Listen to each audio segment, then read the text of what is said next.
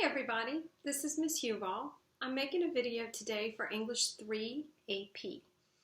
If you're watching this video, it's because you went on the website and figured out what was going on, so good for you. I thought that since we were not in school, it might be a good time for us to do a few of the things that I had planned for us to do fourth quarter. Things that'll help you next year, things that'll keep your mind busy and keep you doing things that are going to help you long term. So today we're going to discuss how to do a resume. What I need you to do first is to go to JPAMS under Pages and open up the document that I have there, which is a Word document of a resume format. That document is set up for you. That document is set up for you in columns and the spacing is all right. So what you can do is you can type directly into the document, erase what I have, and type your name and all the kind of stuff. And then it should make it easy for you because it's set up in columns and everything already. So go ahead and make sure you've got that document up so we can kind of talk about it and I can give you a few pointers as we go through. All right, so we'll start at the top with your name. Your first, middle, and last. If you have a nickname, say your name is Nicole, like mine, but you go by Nikki.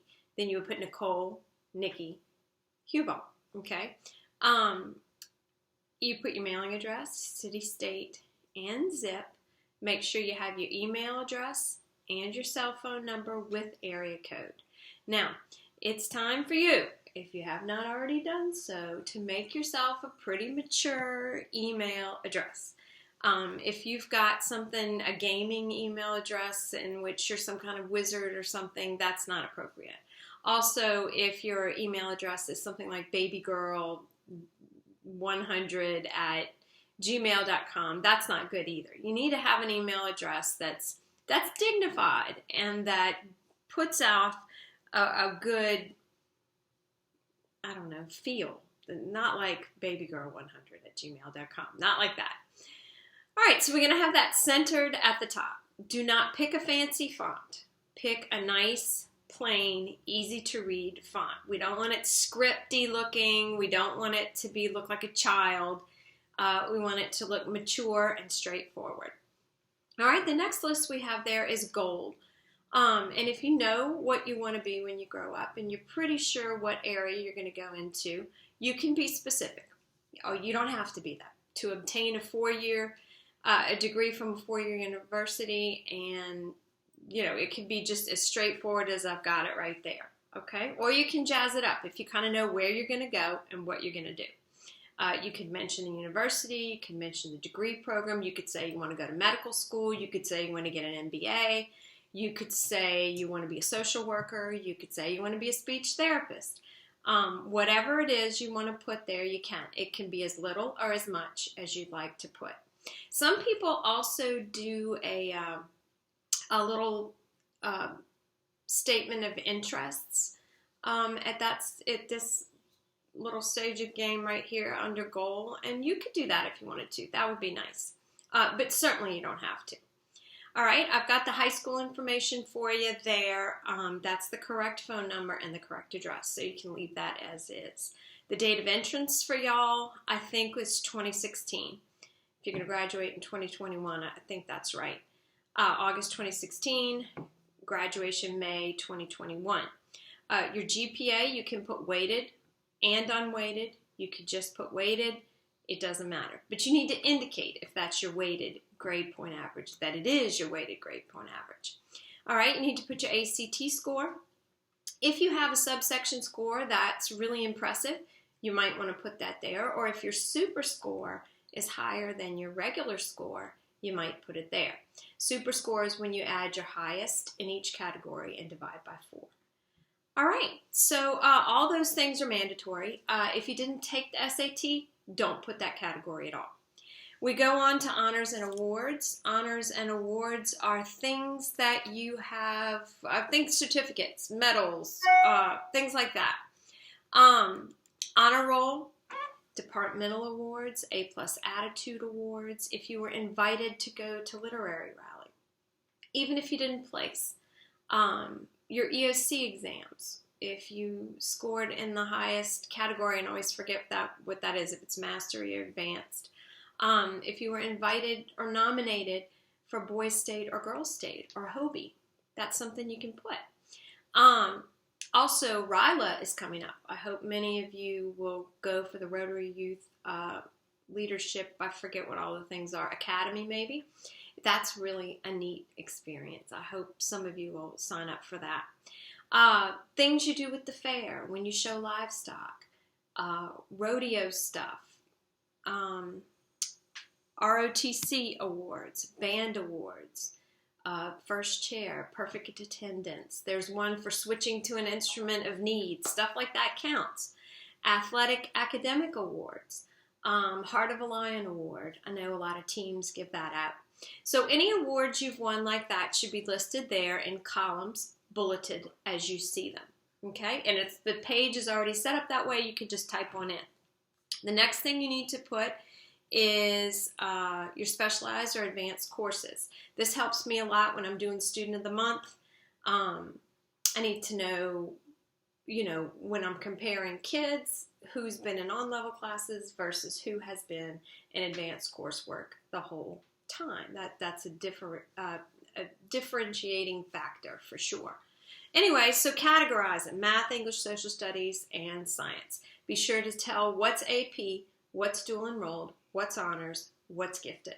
All right? Any internships or certifications that you've got. I know some of you are Adobe, PowerPoint, different certifications you have. You should have that there as well. Next is our extracurricular category. Now, these are school clubs, but it's not limited to school clubs.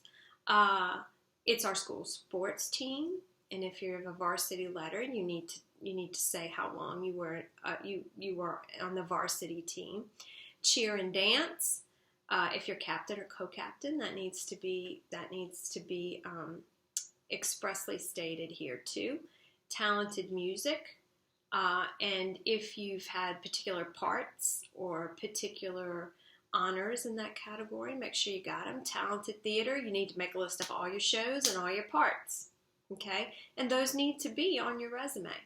And if you have tons and tons, well, you just pick the most important ones and the most recent ones.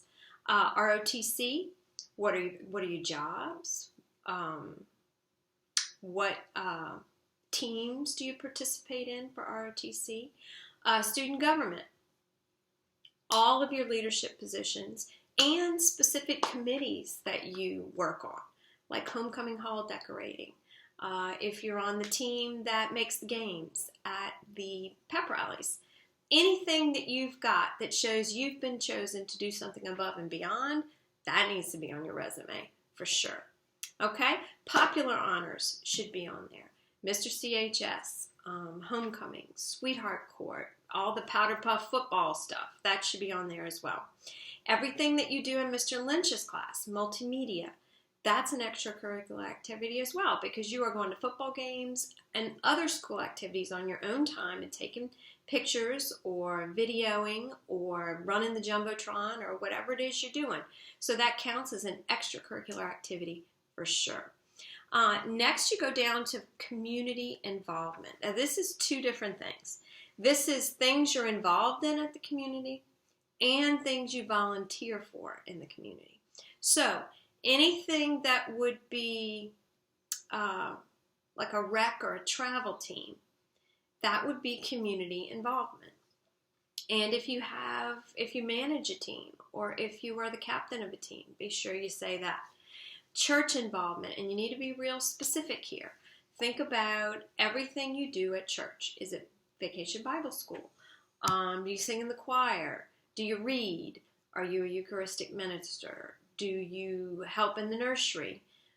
What are the specific things that you do? Do you volunteer at fish fries? Do you work the garage sale that y'all have to raise money?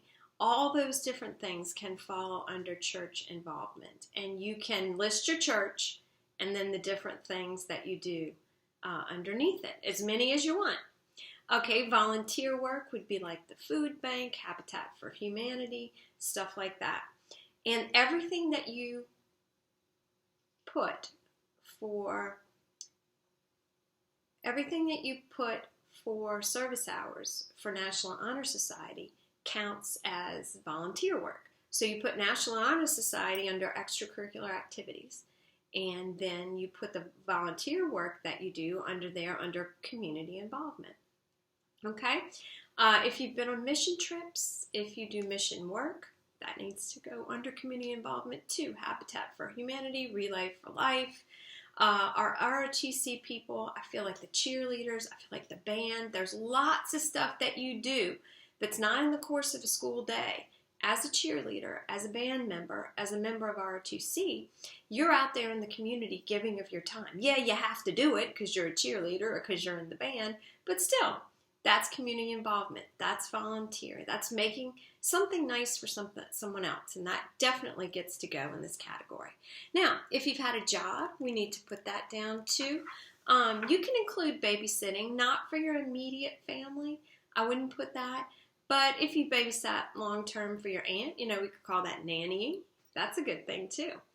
And when you put your work experience, don't put a job that it didn't end well for. And make sure you include email addresses or telephone numbers, and that you let the person whose email address that you let them know you did.